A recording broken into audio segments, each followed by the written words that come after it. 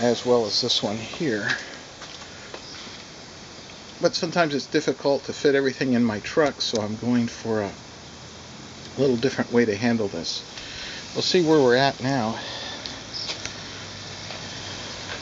Well, we're well over half done now with that bucket. Let's see what the timer says.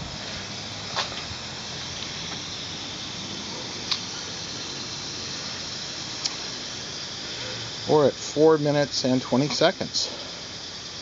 So I get good spray pattern. I get a pretty good distance. So we'll just see how long this one lasts, and I'll follow this up in just a second with another part of the video.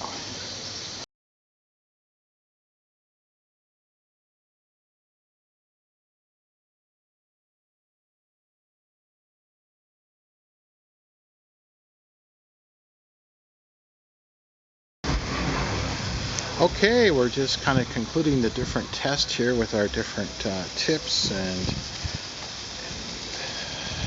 different apparatuses. These were the